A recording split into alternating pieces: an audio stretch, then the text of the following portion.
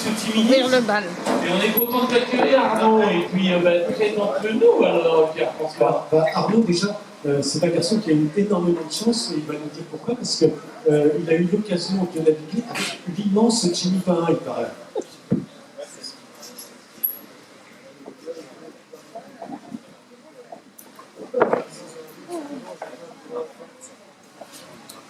Attends, moi, je ne connais pas une photo, là.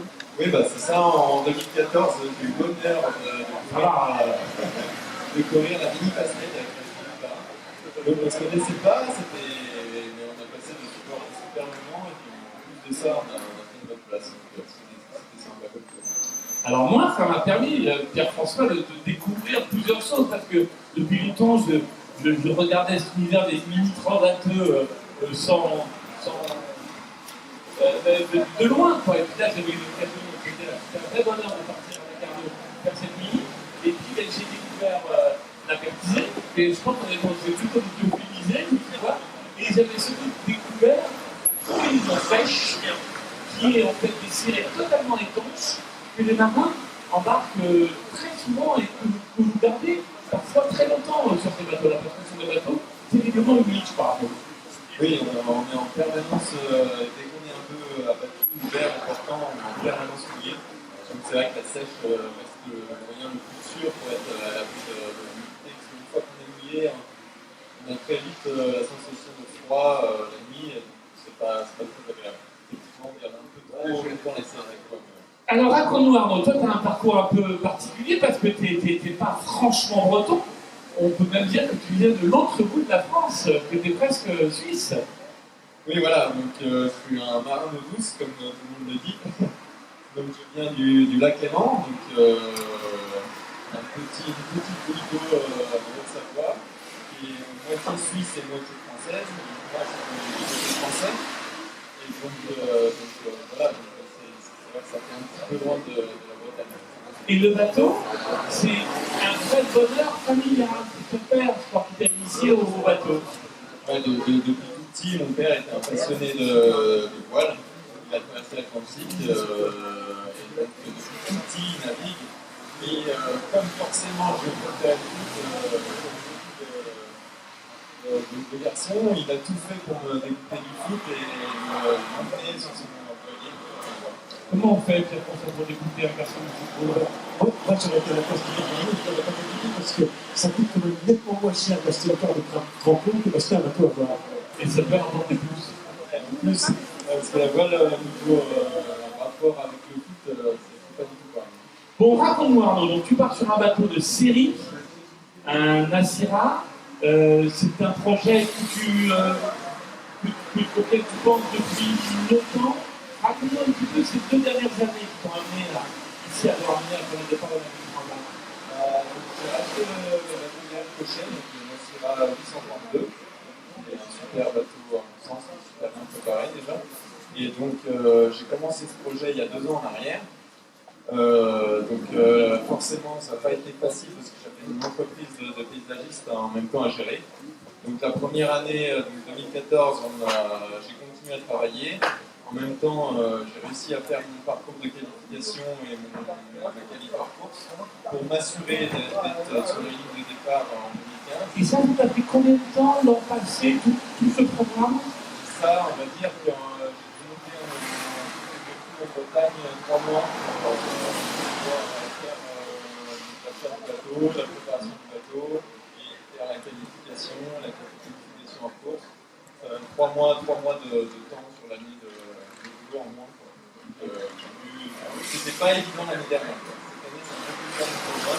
Pourquoi tu as un peu plus tard? Parce que tu as presque pas plus loin de temps. En fait, cette année, j'ai décidé pour vraiment faire le projet le mieux possible d'arrêter ma boîte de vie minimum et donc j'ai arrêté le travail. Donc en fait, j'avais toute l'année là, j'ai consacré au projet, donc préparer le bateau, faire les courses d'avant-saison et bien me familiariser avec l'océan. Alors, en même temps, tu as quand même un parcours, bon, tu es modeste, on n'a pas parlé, mais tu as quand même une victoire sur les vols d'or, en surprise. Premier sur environ une flotte de 200 bateaux, c'est ça? Oui, oui, c'est ça. En fait, le surprise représente la majeure, la plus grosse classe sur le Léman. Donc, on était au Pôle d'Or, on devait être 120 bateaux. Donc, oui, premier sur 115, effectivement, on était contents. On peut imaginer. Et puis, là, dans la fiche que tu as remplie, tu nous as dit que, en fait, après cette mini transat, même si à Pôle d'Or, tu aimerais peut-être continuer à faire carrière dans le milieu de la course au large, mais quitte à t'expatrier depuis les rives du Liban vers les côtes atlantiques, Bretagne et Corée. Oui, après ça c'est sûr que ça serait, pour moi, c'est un rêve de pouvoir continuer et de devenir professionnel. Et faire que ça, parce que c'est vraiment c'est ma passion, quoi. Donc, c'est très super. Après, c'est pas évident, mais j'ai quand même une clientèle qui commençait à être fidèle et qui était quand même pas mal. Et du coup, ils comptaient un peu sur moi sur mon retour en 2016. Dis donc, Arnaud, raconte-nous un petit peu. Tu es ambitieux sur cette mini transat en bateau de série, tu as envie de bien faire, tu as toujours été aux avant-postes dans les courses. Raconte-nous un petit peu ton bateau, qui est un bateau de la génération précédente, par rapport au nouveau bateau. Tu le vis comment? Tu le vis difficilement? C'est un vrai handicap? Ou alors au contraire, tu arrives à faire abstraction de ce bateau? Bah oui, c'est sûr que c'est les derniers des plus pointus, on va dire. Donc du coup, tous les deux nouveaux bateaux de série qui sont arrivés cette année, là, juste avant la Trans-Gascogne. C'est vrai que bon, on avait 2 ans pour s'y préparer, on savait qu'ils allaient arriver, mais c'est vrai que c'est pas évident de se dire qu'à certaines allures, on ne peut pas faire grand-chose, à part continuer à faire tout ce qu'on peut. Et après, du coup, la Transat, ça va pas être pareil que les dernières saisons. Je me dis qu'il y a quand même la possibilité d'être devant et de rester avec eux au moins les 4 ans. Et la météo aussi, moi, Pierre-François, parce que la dernière question que tu voulais poser avant toi, la météo dont tu as parlé, Pierre-François, il y a 2 minutes, te plaît, a priori, des conditions tordues, des conditions un peu tricky, comme disait Pierre-François?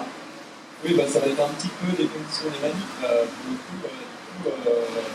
Du coup, ouais, c'est vrai que je pense que ça va nous permettre de rester un petit peu au contact de ces nouveaux bateaux de série, sans les perdre trop de vue et donc de resserrer l'écart. Parce que je pense que si on part avec pas trop d'écart sur la deuxième étape, ça pourrait mieux se jouer sur la deuxième étape, parce que ça va être un peu important, et là on a moins de déficit de vitesse que sur la première, je pense. La preuve, en 2013, en photo, c'est un bout pointu qui a gagné contre un Bourron. Et voilà, la preuve. Merci. Eh bien, écoute, Arnaud, on te souhaite tout le meilleur du monde de prendre un bon départ, de passer le Ratsin, parce que c'est vrai que le Ratsin dont tu lui parlais, tu as travaillé, tu as déjà un peu l'œil sur la météo, sur la stratégie des premières heures de course. J'ai regardé, mais sans me poser vraiment dessus. J'attends vraiment à être à 2-3 jours du départ pour me fixer vraiment un plan de route et la marche à suivre. Be good, Arnaud. Merci. Be good, on t'applaudit, et puis il y a d'autres choses. Si vous voulez être dans les choses, on salue la famille Chapalin qui vient d'arriver.